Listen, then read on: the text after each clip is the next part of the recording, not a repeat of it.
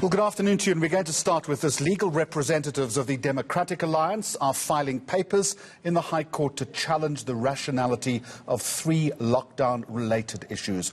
We're right on that story with political editor Voyo Mvoko. Voyo, good afternoon to you. In front of our newsroom camera, the gloves are off. What 3 aspects are being challenged?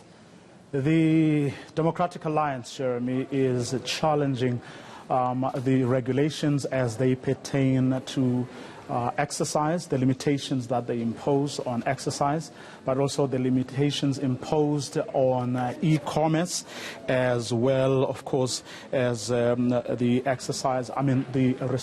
curfew restrictions. The Democratic Alliance says these laws are just irrational and they are limiting people's freedoms unnecessarily. Listen to John Steenhuisen laying it all out a short while ago. It is our opinion, and it is shared by many South Africans, that all 3 of these decisions should be immediately reversed, as there are no rational justifications for a military-enforced curfew, a restriction on e-commerce business, and a limited 3-hour window for exercise. But it also has to be said that these irrational decisions are taken by the National Command Council because they are acting without any checks and balances. That's the leader of the Democratic Alliance, or the interim leader, John Steenhuisen.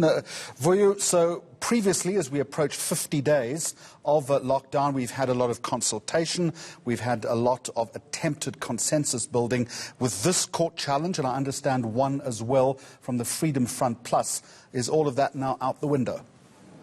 Well, it would seem, as you said earlier on, the gloves are off. The Democratic Alliance, certainly from the short speech that John Steenhuisen delivered a short while ago, was waiting for President Cyril Ramaphosa to deliver that much-awaited address last night.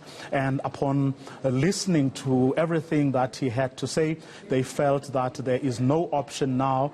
The government, they say, doesn't want to listen to rational South Africans who really have nothing against what is being done to actually contain the virus, but what they are against is an imposing of restrictions on South Africans unnecessarily. But what they have done now, which is what is going to happen tomorrow, John Steenhuisen says they have also instructed their lawyers to go to court tomorrow as well to now challenge the National Disaster Management Act, saying what has been done could not have been what the drafters of these laws had originally envisaged. Here's how he put it. Not even a state of emergency, which is a further step up from the state of disaster, has such sweeping powers with no parliamentary oversight. There is no logical reason for this, and it surely could not have been the intention of the authors of the Disaster Management Act. And so tomorrow, our lawyers will be filing court papers challenging the constitutionality aspect of the Disaster Management Act.